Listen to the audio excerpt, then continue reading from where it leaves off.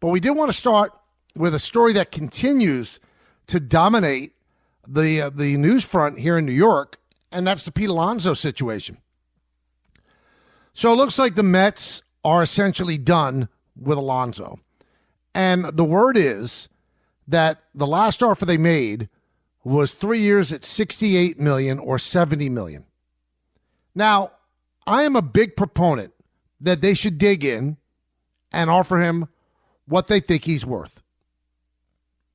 I thought that 68 to 70 for 3 years a little light. They probably could have gone up to 75, but I can't take issue with them. What I do take issue with, and I wonder what you're thinking as well, please chime in at 1-800-919-3776. I was in the car after my show yesterday listening to Don and Han, and I kept hearing people call, can't the Mets stretch it a little bit? He's a homegrown guy. Don't they owe it to him? And the more I heard people call in and say that, the more perplexed I got. Doesn't that loyalty go both ways? Didn't the Mets, when Billy Epler was a GM, offer him 7 years at 158? Didn't they?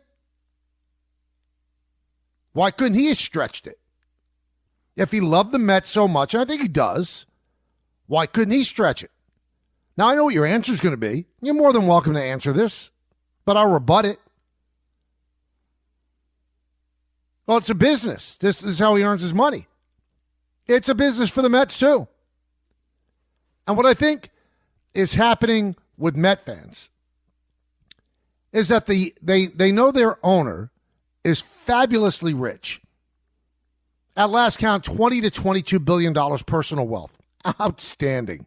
Really something else. And they think that money is no object. But when you're running a business, you set tabs, you set limits. This is what we're going to give somebody. This is what we think he's worth. This is what we'll push it to. So who made the mistake here? The Mets or Pete Alonso? 7 years, 158. So he didn't take that. And then last year he made 20. So essentially, in order for him to make up what he turned down, he'd have to get 6 years, 138. And the Mets are not doing that.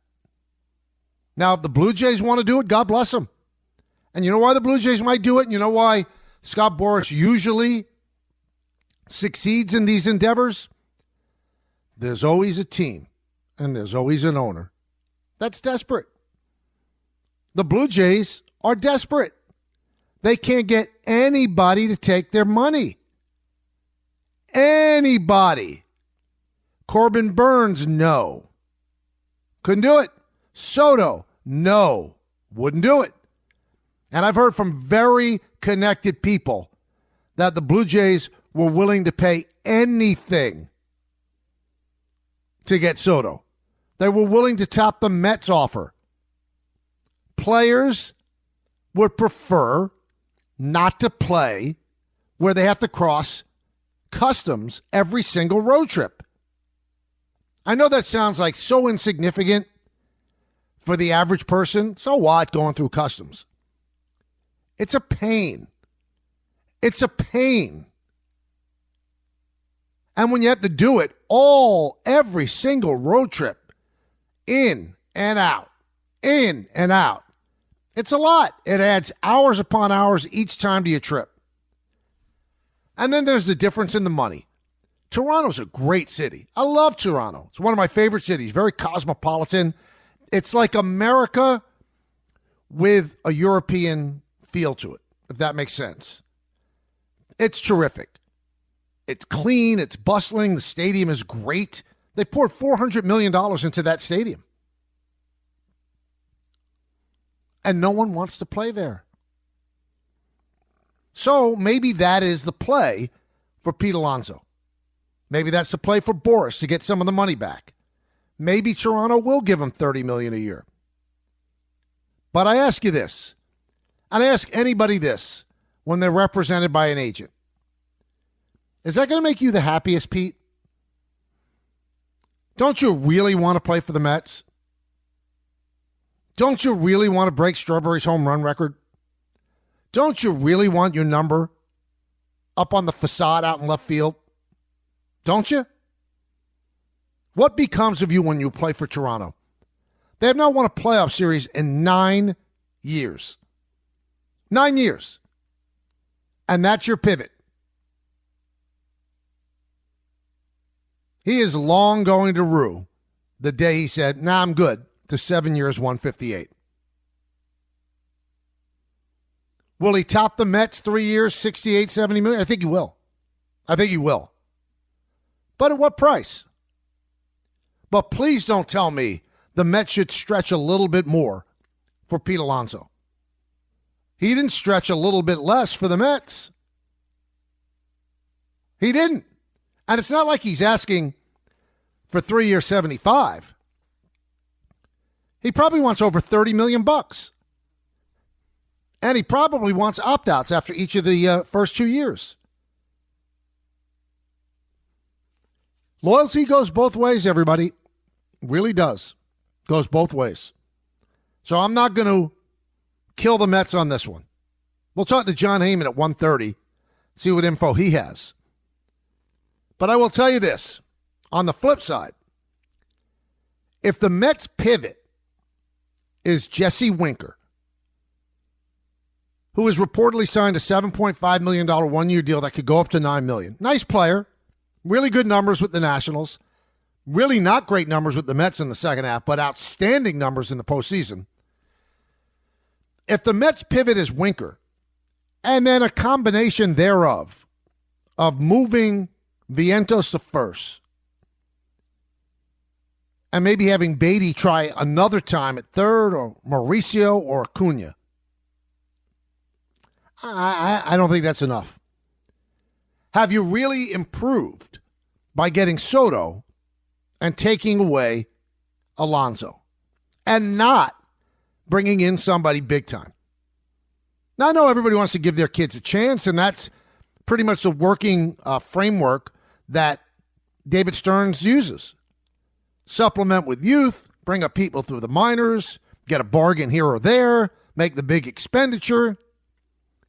And in truth be told, and I said this yesterday talking with Buster Only, I truly believe that if left to their own devices, there is no way, I repeat, no way, that David Stearns or Brian Cashman with the Yankees were willing to give Soto the money that he got. And you know why? Because that's an owner's contract. That's an ego contract. And that's a legacy contract. That might not be a great contract for the long term. But for the right now, when you're a $68 million a 68-year-old billionaire, you want to make that deal. You want to get that championship if you're Steve Cohen. And Hal Steinbrenner, realizing the value of an all-time star, you stretch more than you wanted to. But GMs don't like those deals. So Cohen probably told Stearns, I'm handling this. And Stearns said, well, I'm handling Alonso. So Alonso doesn't get here. I would think there's got to be more to this.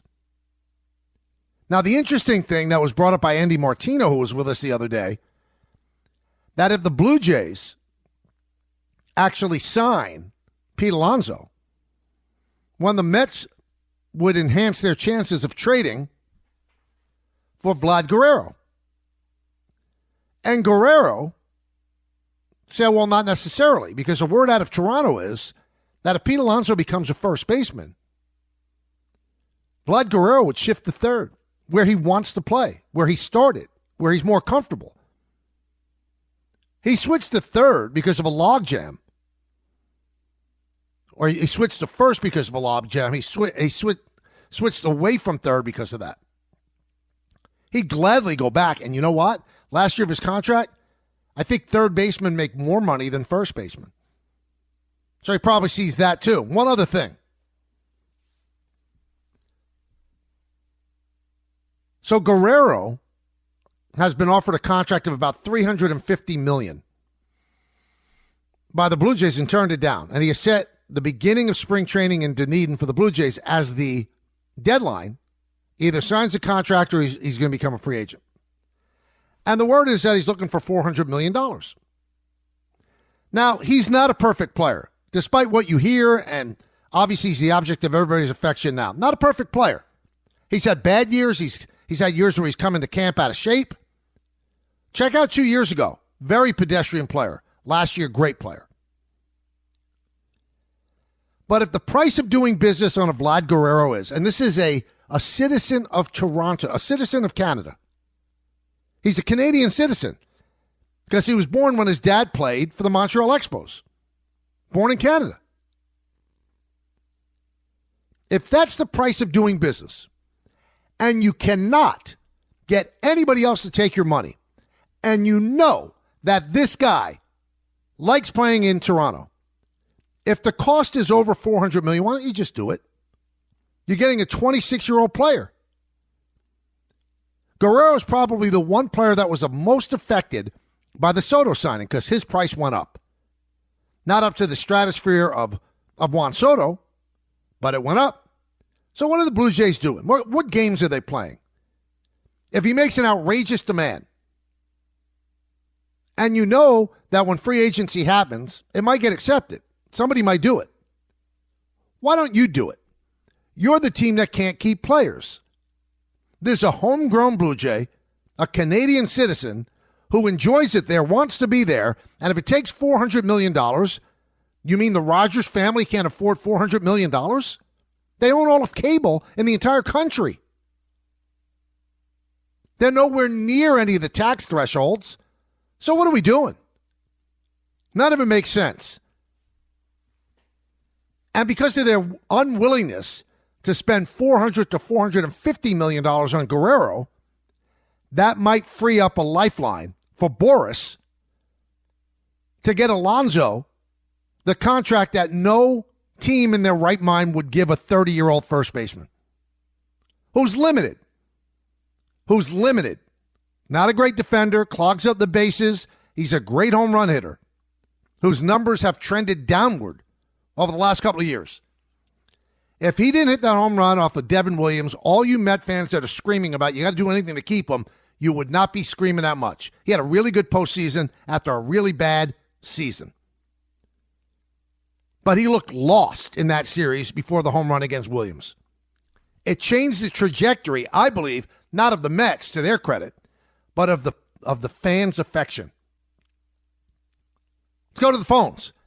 1-800-919-3776, 1-800-919-3776. We start off with Jimmy in Staten Island. Jimmy, what's up, babe? Mike, how are you? I'm good. You? Mike, good. You hit the nail on the head. He showed his loyalty the second he signed Scott Boras.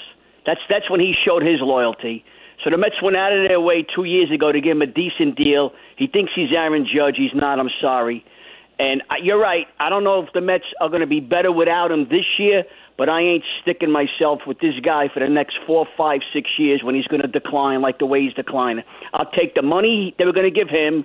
I go out and get a reliever, another solid pitcher if they could find a starter, and go about it that way and then worry about the trade deadline. I'm not sticking myself with this guy. And there's no loyalty in either way. You're absolutely right, and I'm glad the way the Mets have finally realized not to be so loyal if it's going to hurt the team in the long run. Well said, Jimmy. I mean, I concur with everything that you just said. You can only go so far with loyalty. Look how loyal the Yankees were to Juan Soto, right? They really were. Bent over backwards for him. The fans couldn't have shown him more love. And then what did he do? I'll tell you what he did. He took the most money, which is what he should have done. So everybody talks about loyalty. The team should be more loyal to the player. It doesn't work the other way, does it? It doesn't work the other way. Odd, isn't it? So you want the owners to bend over backwards, but not the players. Not the players. And occasionally a player will show loyalty. Aaron Judge showed loyalty. Could have gotten more money from the Padres. Could have gotten more money from the Giants. But he told Hal Steinbrenner, if you give me that ninth year, I'm coming back. And he did. And I told this to Buster Only yesterday. Think about this, everybody. 9 years, $360 million. Do you realize that when that deal took place, we all gasped, oh, my God, it's now a bargain. It's a bargain. $40 million a year compared to what Soto is making with the Mets. And I know people don't want to hear this, and the only side of the argument that you have is this: age. Aaron Judge is a better player than Juan Soto in every way, shape, and form. There's no denying. Every way, shape, and form. Power hitter, average hitter, base runner, fielder, every way, shape, and form. But it's all about timing. Judge went to college, which means that he got a later start on his pro career, which means he got a later start on his free agency. So he became a free agent at a later age. Soto's big bargaining chip was that he's this otherworldly player, which he is, and he became a free agent at 26. Judge didn't have that luxury. Better player, though. That's why I think that deal is going to age better for the Yankees than the deal will for the Mets. Let's go to Joe in West Harrison. Hey, Mike. Good afternoon. How are you today? Good, Joe. What's up? Hope to see you down in the spring training this year. Maybe me and you meet up at my brother Luigi's restaurant. It'd be great to see you, finally. That would be cool. Yeah, so I just want to get back to that previous caller with the Scott Boras thing. And first of all, you make a great point as far as the age with Aaron and Soto. But Soto has been a little bit more clutch, but no question I would be paying more for Judge. And I think Judge is a great representative of the sport anyway, to be honest with you. He's a true Yankee, like Jeter and like the predecessor besides. But so this guy is saying because a 30-year-old man who knows he can't maybe get many more contracts, hire Scott Boras, which we all do not like, to take care of his and his family. All of a sudden, he's not a true Met. Some of these calls just I don't know how you feel about that, Mike. But I mean, if a man has his right to make as much money as he can in the sport that he's not going to last long with, Mike. And I don't know what your thoughts are with that. Well, here's what I say, Joe. I've always been a proponent, and that's why I'm the one guy who didn't come down on Soto for leaving. He had the right to take the most money. And Alonso has the right to aim for the sky. But when it's not there, you look dumb. You can aim for the sky. Good for you. Try to get as much money as you can. This is your one chance at the bag. But if you miscalculate and the bag's not there, then what happens? You expect the Mets to make up for your bad judgment? You turned down 7 at 158. You're not going to get that. You're not going to get anywhere close to that. So I'm not blaming Alonso. But what I am blaming is the fans that say, well, the Mets should step up and give more because he's a homegrown Met. Nonsense. Absolute nonsense. You got to do what you look at the valuation within your organization of the player. And the Mets don't think he's worth more than $22 or $23 million a year. Live with it. Live with it. I would probably value him at $25 million a year. But if they think it's 22 to 23, then it's 22 to 23. Period. This is not knocking Alonso for going for the gold. It's knocking Alonso for making a bad error in judgment. And it's knocking the Met fans for putting the onus on the Mets. Because what I'm saying is you want the Mets to be loyal to the homegrown guy, but you don't want Alonso to be loyal to the Mets and take a little less to stay with the Mets. And I was saying he should, but loyalty runs both ways. That's all I'm trying to put across. Go to John in Hoboken. Hi, Mr. K. How are you today, my friend? Good, John, and you? Good, living the dream. Good. So I'm not saying anybody's right or wrong, but let's just pick out a scenario for Alonso. Okay. The game has changed. You know what the battlefield is. It's 3 years. You're not too far from how far you could get him. Alonso, forget loyalty, forget Boras, forget all the things that make negotiation hard. You know what his floor is, and it's probably better or close to as good as any other option where you don't have him. Do you think maybe hitting in front of Soto, he'll get so many fewer of those low and outside sliders that he fishes for? He plays 162 games. Maybe the ceiling, that possible probability, is more likely for the ceiling than the floor. So if it's 75 over 72, it's more like look at the big picture instead of what the individual is, because he's never had anybody behind him. Well, I don't think John. I don't think Soto would hit behind him. I think that Alonso would hit behind Soto. Soto's the one that you give the protection. That's why Judge hit third and Soto hit second.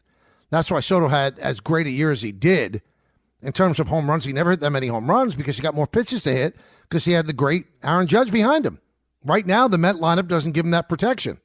I would agree with you with one thing, John. If the walking away point is $75 million and the Mets are at 70, then I think that's silly. But I don't think it's that close. I think Alonso probably wants $30 million a year. And the Mets say no. That's too much of a hill to climb. So they want 90 for 3, and the Mets are at 70 for 3, and the Mets don't want to go up the extra 20. I get it. And I get what Alonso wants. But what you want, what's realistic, two different things. Bobby and Belmore. Hi, Mike. How are you? Good, Bobby. What's up? Listen, Soto's not. Judge is not better than Soto in the postseason. The Dodgers and the Astros, two big series. He went 2 for 28, Judge, before he had that opener, and he had a couple of hits. So I understand. 360 to 800 is a big. I understand that's ridiculous, but you can't really say that until Judge earns his money in the postseason. You really can't claim that. And as far as Alonso's concerned, I didn't claim that though. Oh, that's not what I claimed. I just said he's a better player than Soto. Well, not in the postseason, though, Mike. Okay, but there's 162 games other than the postseason. Everybody forgets that. If you don't have a regular season, you don't get to the postseason.